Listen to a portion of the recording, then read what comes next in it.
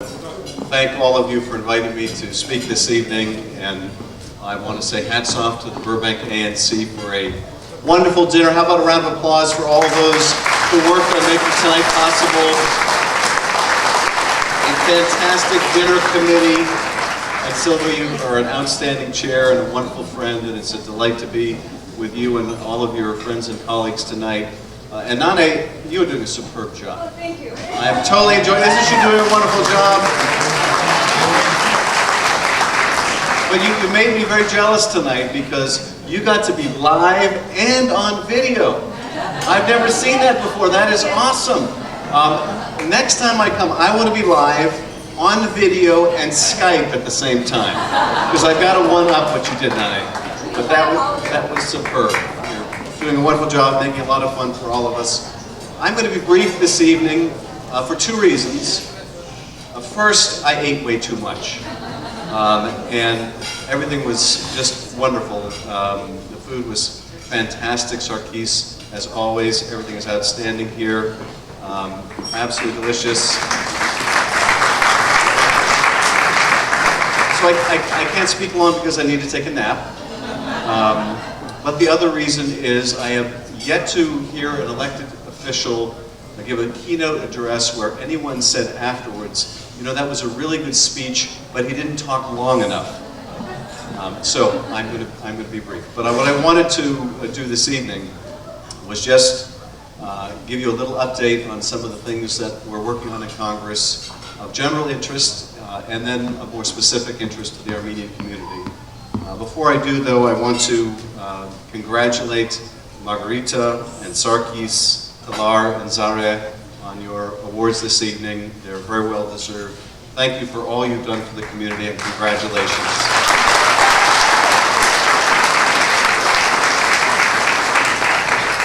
I also want to acknowledge Elizabeth Chulgin, who was kind enough to come out from DC and does such a marvelous job as one of your most effective advocates in Washington. And thank you so much for being here, and great to see you, and I'm sure I'll see you in a couple of days on the other coast. But through her efforts and all of yours and all the grassroots activism, we've made great progress on issues, and we have yet a lot more work to do. But without an incredible ANC staff in Washington and incredible ANC organizations in the Western region and around the country, all that we've accomplished would have been absolutely impossible. So thank you for all of your efforts.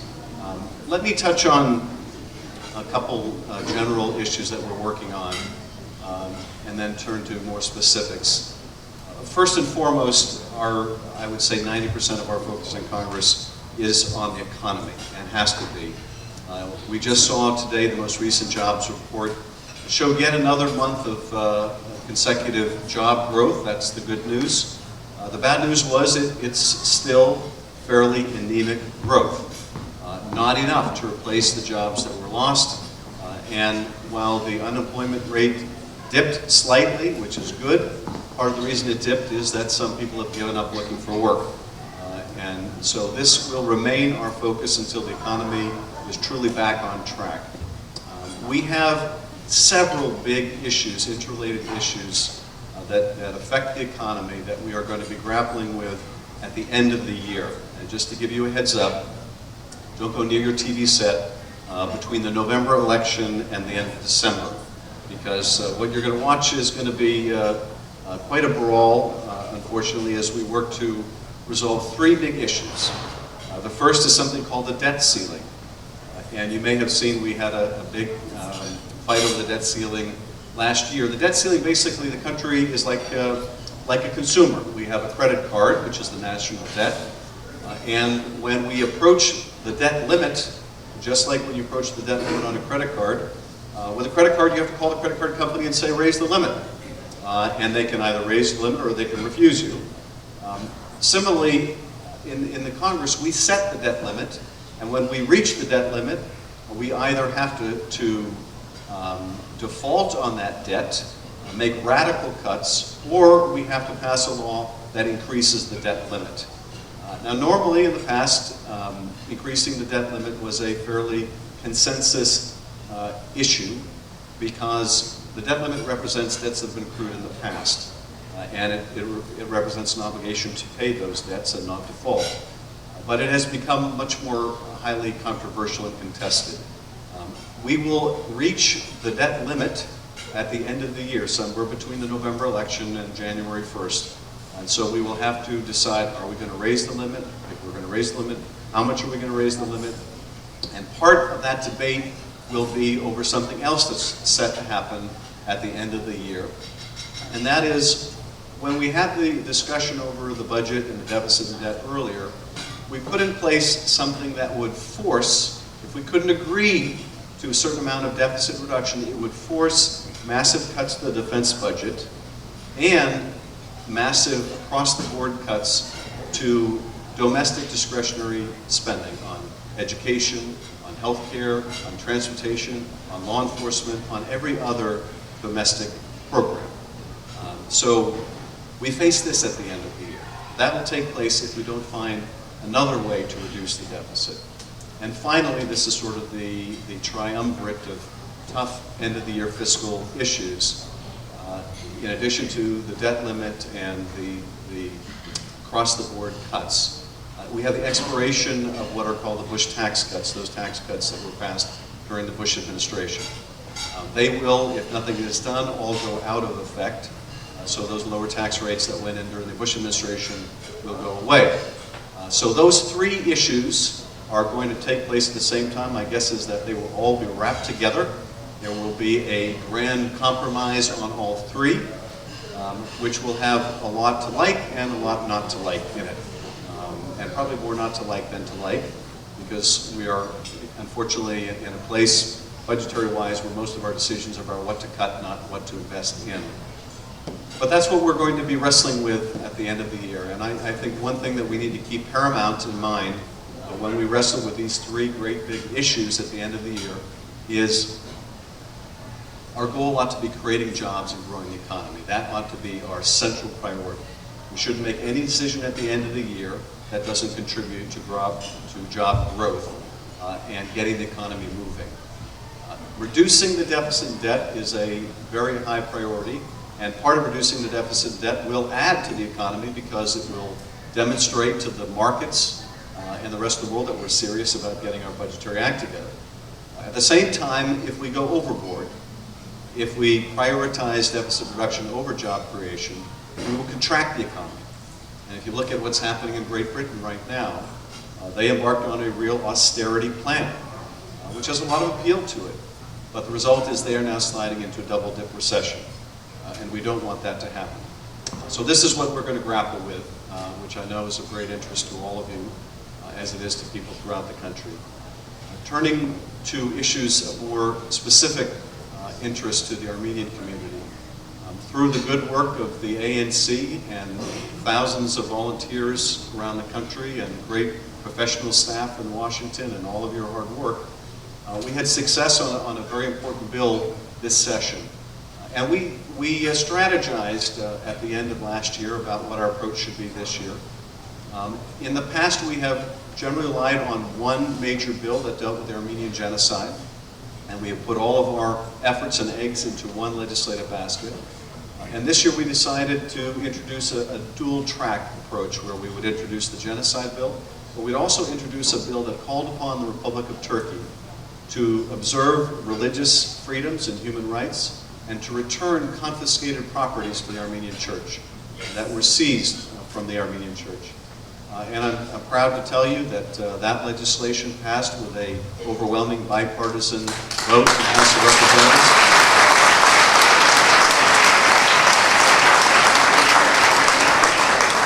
It has now been introduced in the Senate, and we are hoping for a strong bipartisan vote in the Senate as well. So while we continue to press on the Armenian genocide legislation and issue, and gather strength and co-sponsors for that legislation, we have embarked on this two-track approach, which I think has already borne important fruits. There's a third legislative effort I want to mention as well, and that's something that I'm working on and we've almost finished the drafting of. And that deals with the issue of access to justice for genocide victims, many of whom had insurance at the time of the genocide. Many families had life insurance and property insurance, but because they were wiped out in the genocide, they and their heirs never had an opportunity to make a claim on those insurance policies. Well, the state of California, and I was proud to be involved in this when I was a state senator, we passed a law in California that said victims of the genocide that had insurance policies could make a claim on those policies and not be barred by the passage of time, by the statute of limitations. And that passed in California, became the law of the land. Many families brought claims under those insurance policies. But recently, the Ninth Circuit Court of Appeals, in a tragically ill-considered opinion, ruled that this state law that we helped write here in California was preempted by federal law. In other words, where there's a collision between state law and federal law, in many areas, federal law trumps. And the court essentially said that in this area, state law is colliding with federal law preempts the state law, and the victims of the genocide will no longer have access to justice.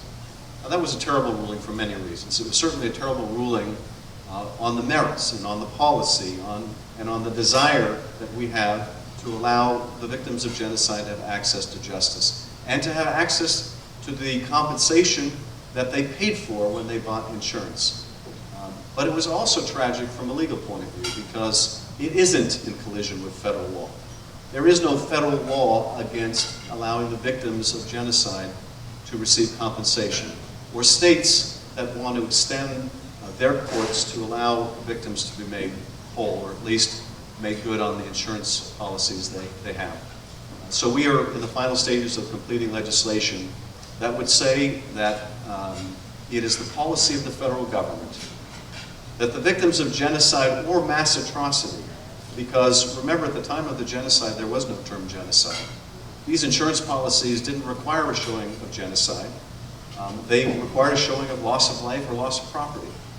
So this law would say that the victims of any genocide or any mass atrocity shouldn't be precluded from access to justice when a state wants to make its courts available for that purpose.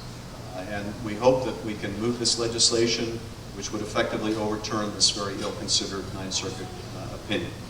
So that's another issue we're working on. At the same time, we are very focused on the needs of Armenia and on the needs of Nagorno-Karabakh and the needs of Armenian communities around the world in places like the Republic of Georgia. And as Nane mentioned, Representative Howard Berman and I recently met with the President of Georgia to talk about the needs of the Armenian community in the Republic of Georgia.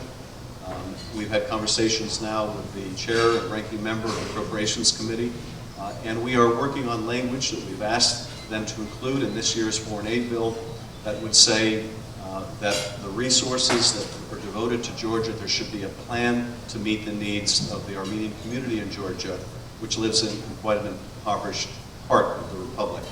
So we're working on that. We are working on language that insists that the resources the Congress allocates to Artsakh actually be spent, because we are in this multi-year fight with the State Department where every year we allocate resources and every year the State Department finds a reason not to spend the resources. We've given it to meet the humanitarian needs of the people of Karabakh.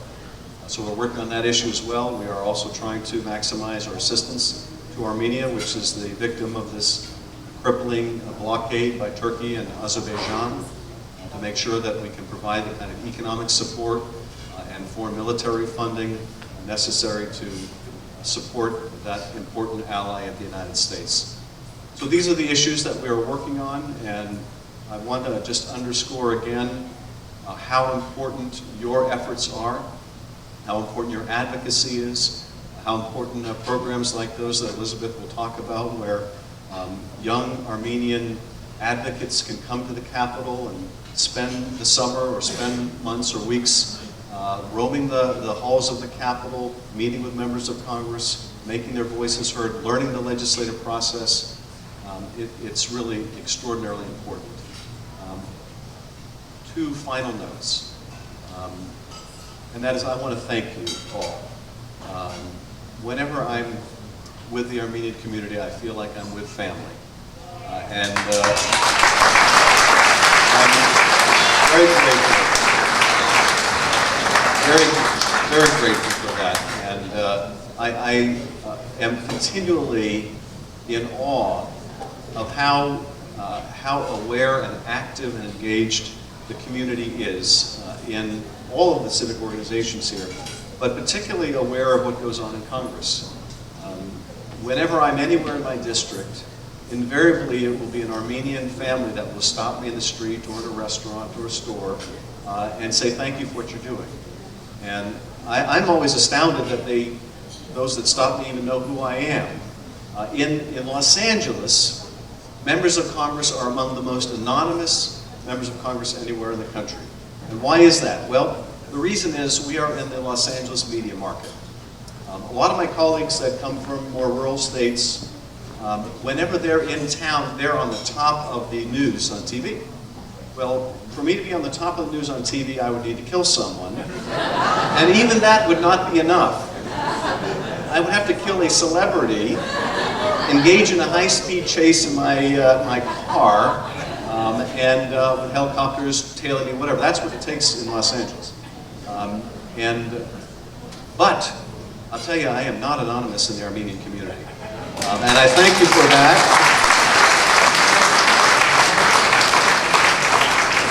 I know you probably heard me tell this joke before, but I loved it when I was on one of my visits to Armenia and walking down the street with Rafi Manoukian, and people in Armenia are stopping us in the street. It's like, Rafi, how are you? And Congressman Schiff. And I'm like, Rafi, wow, we have an international reputation. And Rafi says, don't let it go to your head. These are our Glendale constituents. And of course, he was right. It was Glendalians visiting Armenia. But thank you for making me a member of the family. And finally, I want to say thank you to one of our honorees, Margarita, who I understand is retiring from the city of Burbank after many years of extraordinary service. You've done just a magnificent job. And we will miss you, but we know you won't go far away. And thank you for your wonderful service. Thank you all for inviting me tonight. It's a pleasure.